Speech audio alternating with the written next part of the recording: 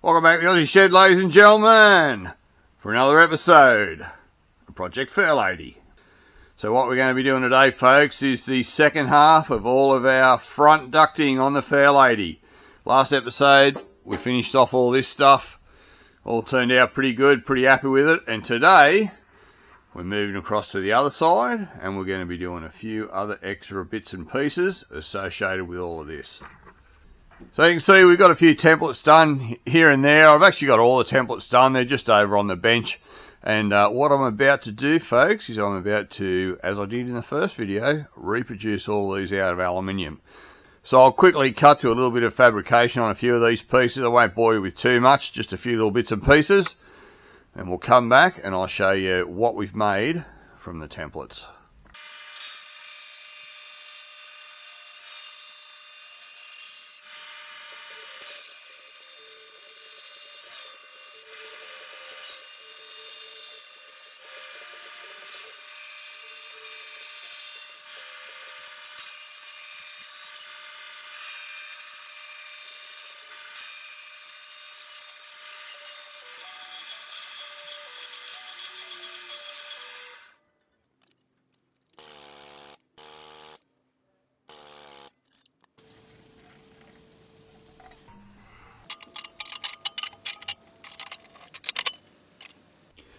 And here they are. So that's pretty much all the pieces that we've made from that pile of templates there.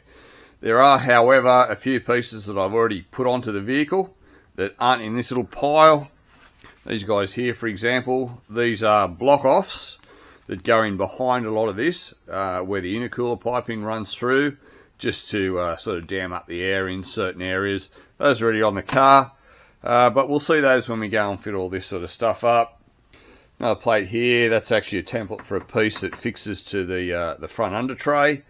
So let's get these over on the Fairlady and fit them up, and I'll have a chat to you about these, and plus I'll go over a few little changes I've made to some of the pieces on the driver's side that I've incorporated into this side. Alright, let's go to the front of the Fairlady. So one of the first ones to go on, folks, is this piece here. You can see again it's pretty much a direct copy off the template. We do have another bracket, just like on the piece for the other side, with a rib nut on the top of that. We also have a bracket with a rib nut on the bottom. 3 rib nuts through this face here. These are all 5mm rib nuts. And this guy will just go on here like this. Oh, before I put that on there though, folks, this is one of the air dams that I've made. This actually goes in behind this structure, so that when air hits the front, it can't circle back around and then blow in behind the intercooler, due to the fact that that will ruin our pressure ratio, which is what makes all this work, you know. High pressure on the front, low pressure on the back. If air can get in behind the intercooler and you've got high pressure on the back and high pressure on the front, the air's not going to move through. So, you know, the whole idea of all this is to make everything as efficient as possible. That's the first in a very large amount of air dams or air block-offs that I'm going to be fitting onto the vehicle. There's already one on the other side already done as well.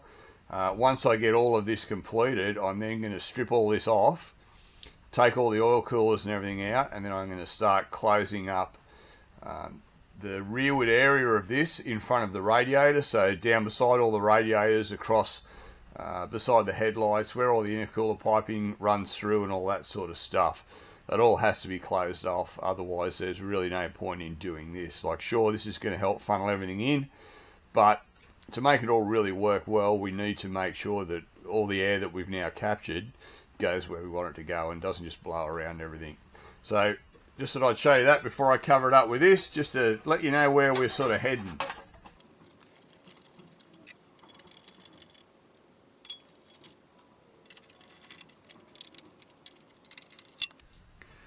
Next piece I'm throwing on is this guy here, folks. It goes onto the side of the intercooler here.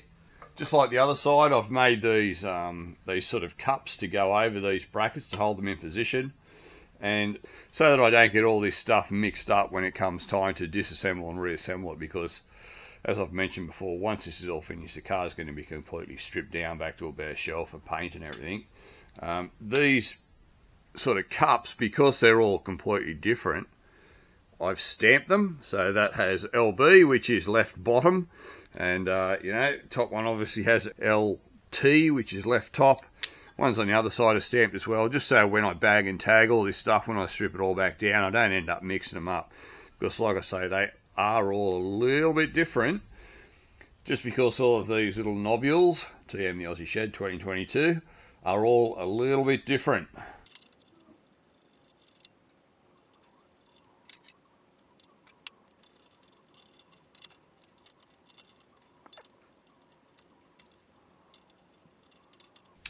Okay, now this is our piece for over the top, folks. It just goes on here, like so, like on the other side. Goes up like that, somewhere there, like that. Now, I've made changes to this, and what that is, this little plate here, I've made a removable plate that goes onto that section. Now, and I've also modified the one on the driver's side with this same access panel, you know. And what that's for is so that you can get to these two studs here, which have nuts on them that ties the front bar and the front guard together. That was a real problem with the dodgy ductwork that was on this car originally. There was no provision for anything like that. So what they'd done was they'd left this nut off, and they only had a nut on this one, which you had to get into from in behind, which was really, really super awkward to do. So I thought, there's no way I'm going to sort of let that go, you know, and have it like that when I do this. I've got to work out a way that I can sort of do this. So that's how I've done it, folks. You can see there's a trap door there now. Now that's accessible through your indicator on this side. So you remove the indicator, 3 5mm button heads up in there. That panel comes out, then you've got really good access. You can get your whole hand up in there, or you know, just slide a tool up in there to get those undone, and also do them up. So at least you have the capacity to tie everything together properly how it was from the factory, not some sort of half-ass bodgy thing like a lot of this has been, you know.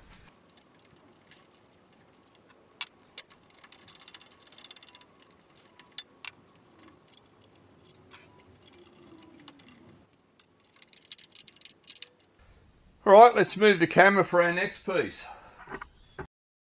While I'm moving the camera, folks, I just thought I'd show you. I mentioned in the previous video that I was going to cut the corner off these intercoolers. You can see I've done that. Both sides are exactly the same there. There's quite a big hole in here. That's achieved two things. Firstly, it's given me clearance on the front bar. These were protruding quite significantly into the lower corner of the front bumper bar and making the bumper bar not fit properly, which is, I think, is possibly part of the reason this thing came with no plastics on it. Because I imagine you wouldn't have been able to get any of the, you know, lower and internal plastics on with these intercoolers mounted the way they were. So it sort of explains why everything was missing, if that's the reason. What it's also done is it's allowed me access into this lower section of the intercooler, because if you remember going back a few videos, I actually changed these from a 2-inch outlet to a 2.5-inch outlet, which involved quite a lot of work. And even though it was fairly neat, I didn't have access, because it's actually a bend on the back, I didn't have access to die grind this section once it was welded.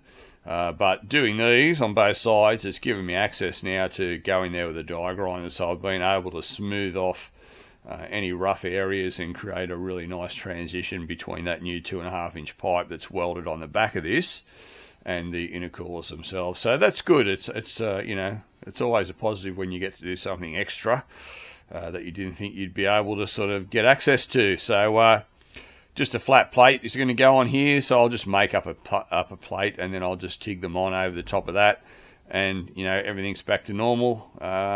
You know, once again, we've then got good clearance for the front bar.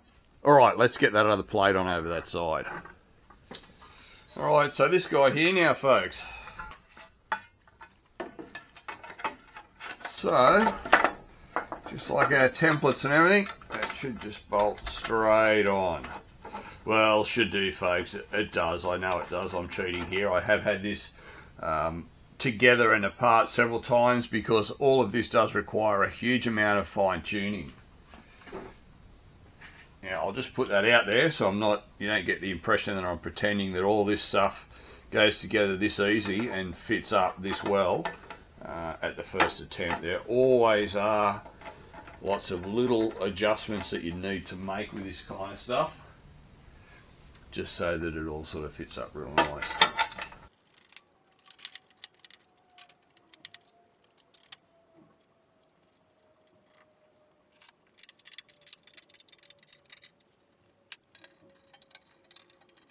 Alright, so let's get it right up in the air. We'll fit our front under tray, and we'll also fit this piece along the top there. So that's our front under tray down there, folks. I'll just pick it up and I'll run you through a couple of things. So there are a few changes that have been made to this, or not really changes, just stuff added on. This piece here riveted on, you'll see what its purpose is shortly. Again, it's a diverter plate just to push air in to exactly where I want it. And these pieces that are riveted on the side, they close off the bottom of the intercoolers on the side when it all goes together. But I'll get this bolted up, and we'll see what it looks like in position. Alrighty. Actually, folks, before I get that bolted up, I'll just take you underneath and I'll just give you a quick look at something. So this is what I was talking about, folks, with this plate that I put in the back here. You can see this is an air dam that stops air if it does want to wrap around this, from then going through and feeding into behind the intercooler here. There will be some packing, like some a rubber seal going between this plate and the intercooler piping, because obviously you don't want the aluminium rubbing up against the silicone hose. So that gap there will obviously be bridged with something soft. So you see the purpose of that. And as I said, this is the beginning of a lot of this sort of stuff that's got to go on, just to stop this air that does come in from leaking out anywhere. Alright, let's get this under tray on.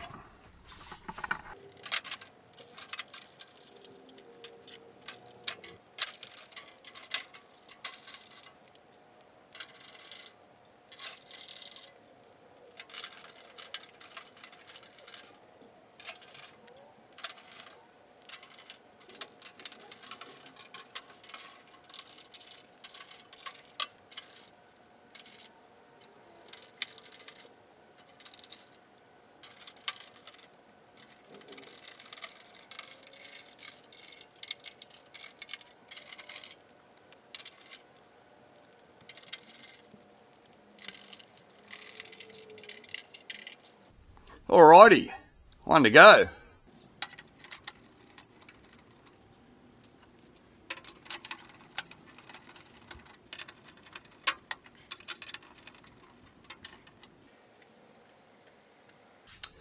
And there it is, folks. It's looking pretty good, in my opinion anyway. Now, a couple of things to explain. This piece here, it's obviously a guide that will bring air up that runs into the front up to the point of where the radiator is, because there is a gap of about that much where it would just hit that front radiator support panel, and which would then tend to want to push it along each side into those pockets in behind. So to avoid that, I have this kind of ramp created under here. There's also a gap at the back of it. I've left it probably 25 mil short, so you can actually stick your fingers and everything quite easily in behind it. So it's not really sealed up like you would sort of expect it to be. And that the reason I have that channel in the back there, that is so that I can run all the AC lines across in behind it. Otherwise I've got nowhere to run them, It was just a function of the whole sort of design.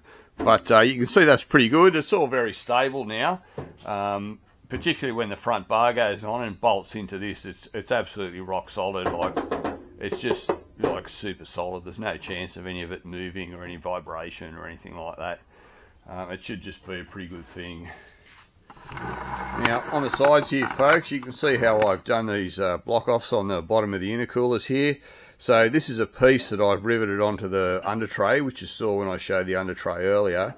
And these, the way I've done them is they can slide up and down.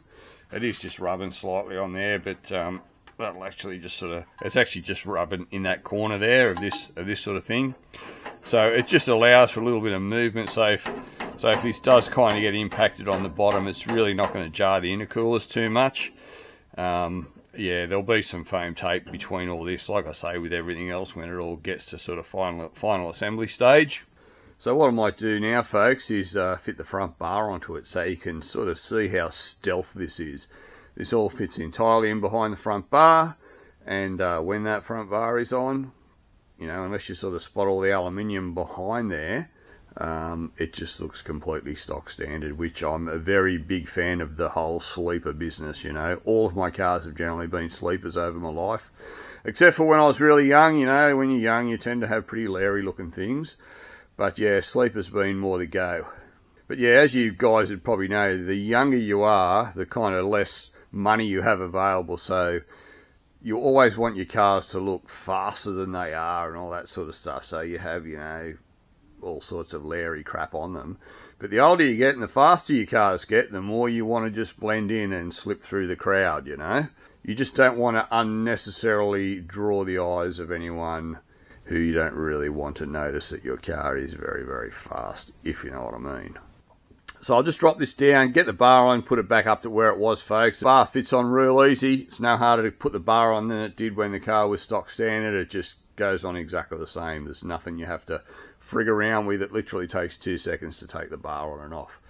So I'll get the bar on and we'll have a look how it all works out.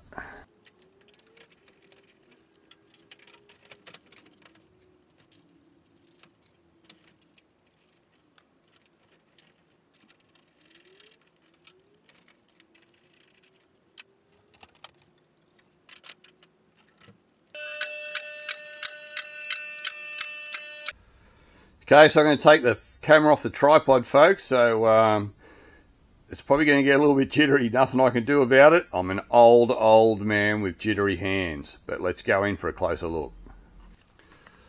Alright, I've got a few lights that I'm holding on to and stuff, so let's sort of have a bit of a look. So you can see, going in for the front here, I wish I could get back a bit further, folks. It's very awkward being right up against the bench, only really in the way of filming. It just means I can't give you guys a really good look of what it looks like when you get back a few feet.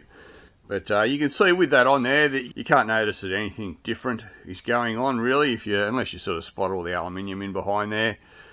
You see this front grille is completely clear. There's nothing in sort of behind here that's going to block it at all. It hits this air guide in the back there. Where are we? That guy there. And then should just roll around the air cleaners. Again, kind of hard to sort of see. In here, obviously everything is sort of going the way we sort of said. God, it's hard to get light in there. Sorry, folks. But yeah, you kind of get the idea. Side mounts, exactly the same. They're all sort of, you know, they're all sweet. Everything's blocked off. You see how this works now in here with these ducts. The air comes through, hits this aluminium in here, and then just goes straight, you know, into the intercoolers there. So that's a really good setup. As you saw, the tops are closed up. The whole thing's sort of closed up. Looking in through the sides there. Not sure if you can see this 100%, but those side plates that are on the intercooler are shaped perfectly so that they completely seal with our front bar there. See if we can get, here I am, get in there and sort of, you can sort of see in there. There we go, you can sort of see in there now how that all sort of works. Again, those plates on the bottom just allow a little bit of flexibility for you know, up and down movement. That's all going to be sort of quite good. This is the section that gets blanked off when our turn signal goes in there. And this is the plate that I was talking about up here that is removable. 1, 2, 3. So we just take that out, and then we've got access to those studs and nuts that are up in this section here to join these two pieces together without any real drama. You can see your indicator just goes in here nicely. There's no dramas with any of that. It all sort of still fits in there perfectly. And I'll try and see if I can show you how well that seals up on the inside. Nah, I'm not going to be able to get it, folks. But believe me, the light, there we go, we're sort of getting it. The light seals up really well with those aluminium plates that I've made up there. So basically that entire area now in there is completely sealed up, so that any air that goes in there only one way out, folks, through the intercooler. What else can I show you?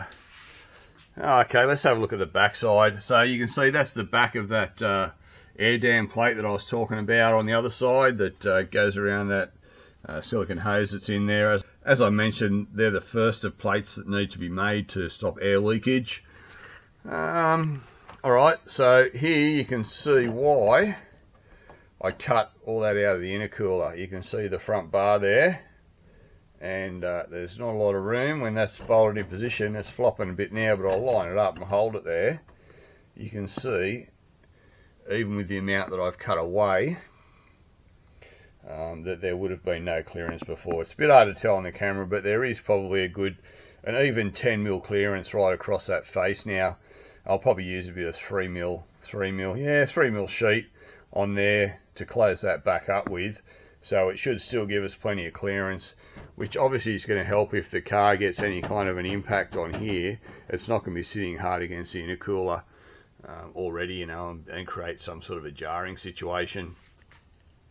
While I'm in here, folks, I can talk about what I'm going to be doing in the next video. So, as I mentioned, the next video I'm probably going to be going over how to block up all that that front area in front of the radiator, where all the intercooler piping is, to get it sealed up as best as we can, so we don't get air leakage from this thing that we've created, you know. Pretty hard thing to do. This car's not really designed with that in mind. Like when you're building something from scratch, you sort of design it so it's a lot easier to make things to seal up, you know, so it's not so much work. This is actually quite a nightmare, but I'll do the best I can with it. But it just means that there's lots to do instead of just sort of a little bit to do. So you can see on this side here, just a couple of things to go over. For a start, when air comes belting through this intercooler, as you know, the other side's completely sealed up, so air's just going to come roaring through this, and you're going into this closed off area behind or in front of the front wheel there. Now this is completely open up in here into the engine bay, so all of this area up here, you're going to get blowback into the engine bay and around the headlights, which is not what you want to do. You don't want to be shoving more air into the engine bay that's not doing anything, because again, once it's in there, it's only way out. Under the car creates lift, so you want to stop that happening. So what I'm going to do, folks, is I'm going to build a hood for both of the intercoolers that comes across the back here and just turns down, probably down to about here, and bolts on the back of the intercooler. So that means that all this air will just be coming down and down into this lower area here, where there's going to be the underside of this is obviously going to be cut away, and there'll be vents down into there, and also some vents into this wheel arch area here. And I know I don't have the capacity to do it here, but what would be really great is some vents on the side of this bar here. That would be perfect, because that will be throwing air out of the side of the car instead of back under it. Even though under the outside edge is better than under the middle, it's still under the car and going into an already high pressure area, which is inside your front wheel well there.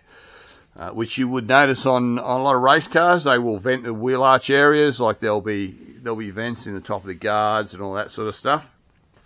So even though we're going from a high pressure area at the front into a lower pressure area at the back, it's not as completely unaffected by other sort of pressure waves as I'd like it to be. But either way, it'll still work really well. It'll certainly work a lot better than what it would have done before. And I'll sort of maybe, you know, fine tune it a bit as sort of time goes on. But you would know if you know that what these cars are like from the factory. The factory intercooler doesn't go up that high. It only goes up as high as this mounting point. That's the top of the intercooler across there. So you kind of don't have that same situation that you do with this. You know, this just sort of compounds the problem and makes it a lot worse. But it's not something that we can't deal with. We just have to think about all these problems and deal with them in some sort of a logical fashion, just to get the best out of it that we can. All right. I do crap on sometimes. Anyway, folks, I think that'll do it for this video. I'm pretty happy with how it sort of turned out at this stage.